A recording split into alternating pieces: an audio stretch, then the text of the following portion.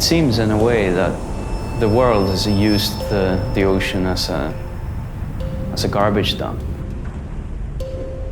You could throw stuff into the ocean and never see it again. I think people were naive in relation to the capacity of the ocean, just taking any amount of garbage and making it disappear.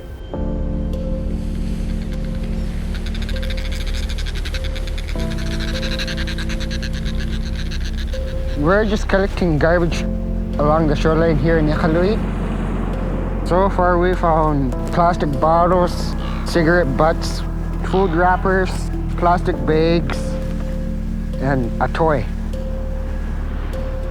We found a lot of plastic pieces and 2 straws. What's this?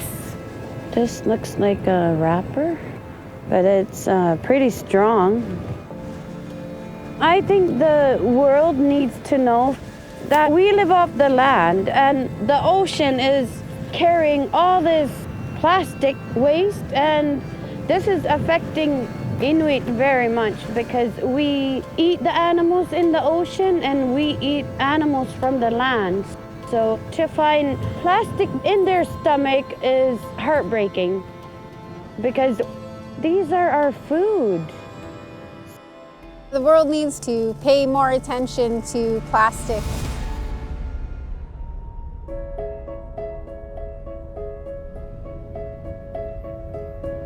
So you can imagine that this particular bird, the northern fulmar, is a bird that was breeding in Arctic Canada or Greenland, the Baffin Bay region.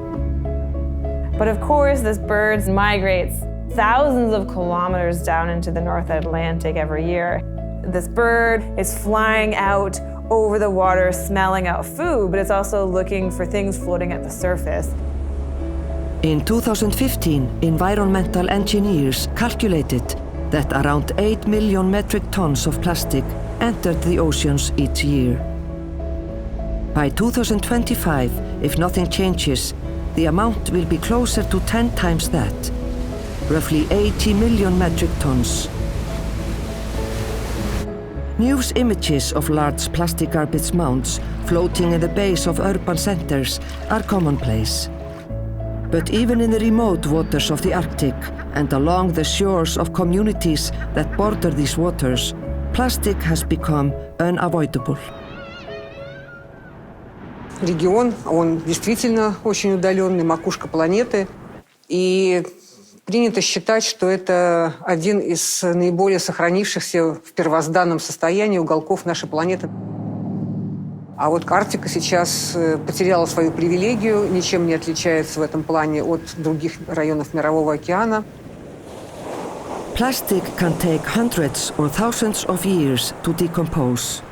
This means that every piece of plastic ever manufactured still exists in some form. By the year 2050, it is estimated that the mass of plastics in the ocean will be greater than fish. It is clear that the plastic has invaded the Arctic. Solving the problem is not a straightforward issue. First of all, we need to get a better assessment of the problem. We know that we need to do something, and we're talking about different solutions.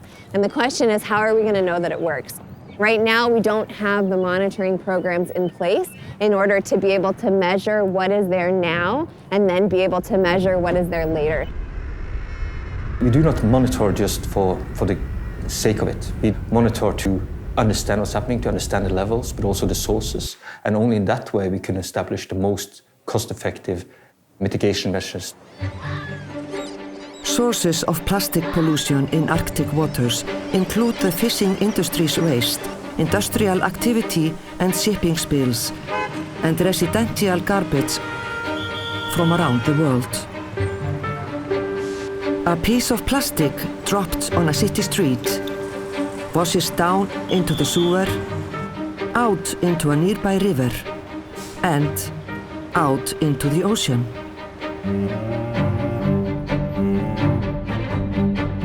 As the plastic bobs along in the subarctic waters, it joins with other plastic and, eventually, is carried north by currents that head towards the pole. This global conveyor belt brings some of the plastic from the southern parts of the world to the north.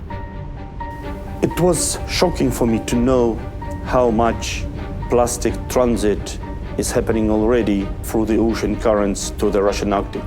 We always think about Arctic as a clean place, but we are learning that actually there might be more plastic in the polar waters in some parts of the circumpolar basin than in some other parts of the ocean. The air currents come to the Arctic, the ocean currents come to the Arctic. Pollution in the south travels to the Arctic. We call it the Arctic sink. So even though it doesn't originate in the Arctic, it ends up here. Many communities in the Arctic depend on the land and the water around them for a lot of their day-to-day calories. It's a much more straight-line impact from the presence of any sort of contaminant, whether it's marine litter or something else, into their day-to-day consumption. Plastic is such an issue in the Arctic, among other things, because it also accumulates into the food that we eat, in particular fish and migratory birds. Exposed to the sun and saltwater, plastic in the ocean deteriorates, loses its buoyancy, and spreads throughout the water column. Larger, less dense pieces remain near the surface. Where we find plastic pollution floating along the surface is the buffet from which the northern fulmars are feeding. They are picking the food 10 to 20 centimeters in the water column, and they are feeding on this probably because the plastic which is in the water are smelling of plankton. We know that they eat at the surface. We know that they eat things that are floating. And historically, this would have been zooplankton and fish. But now what we're finding, and have been for the last 30 years, is they're eating more and more plastics. Fulmars, along with other surface feeders like kittiwakes, encounter plastic throughout the Arctic. Northern fulmars, in particular, are well studied with an extensive range that covers this circumpolar region. These birds are long-lived, and their populations are stable with accessible nesting colonies in most of the Arctic. Adults often feed up to 1,000 kilometers from shore, taking advantage of places where nutrients are concentrated by the ocean's currents. These same currents also carry the world's plastic. Sometimes you can actually feel the plastics inside the stomach. And I don't know if they're plastics, but there are certainly lots of hard bits.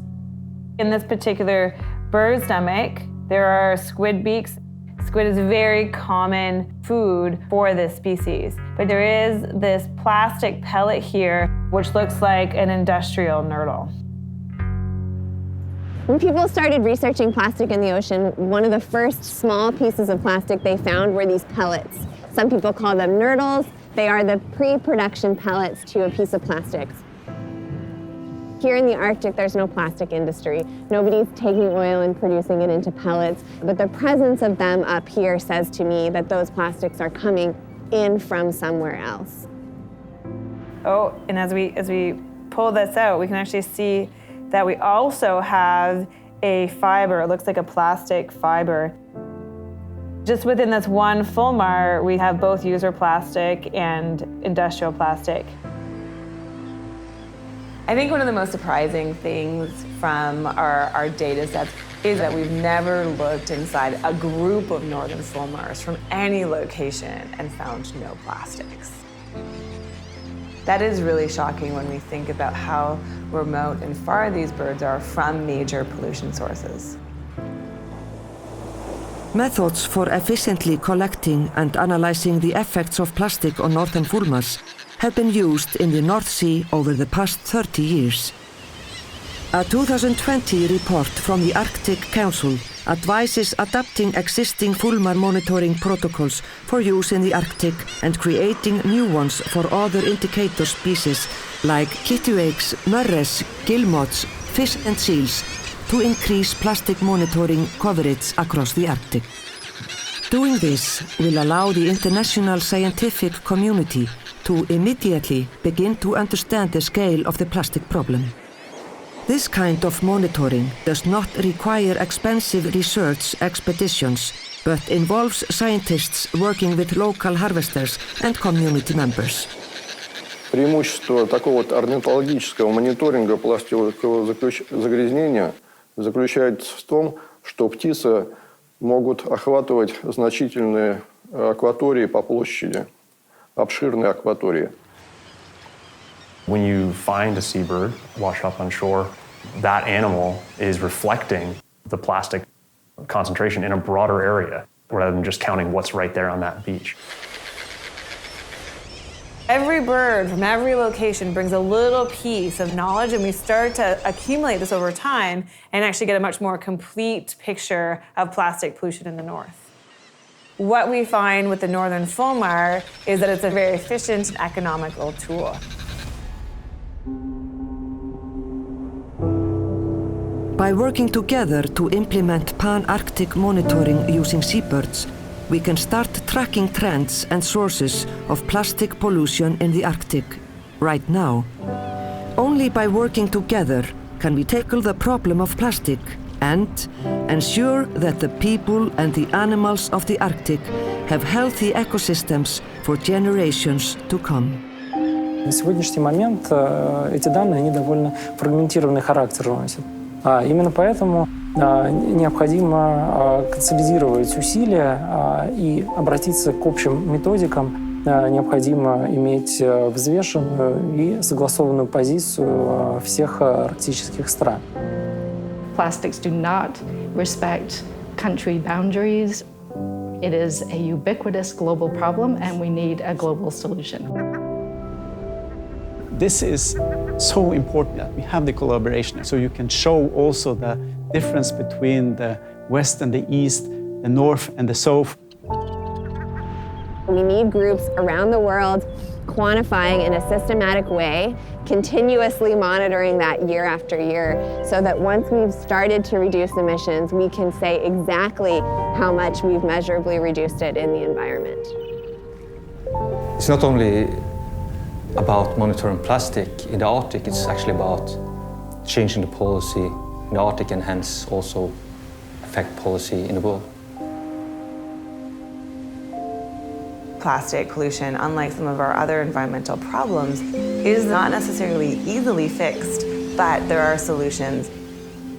In order to understand if the policies and solutions actually are working at the goal of minimizing plastic loss to the environment, we need to monitor along the way.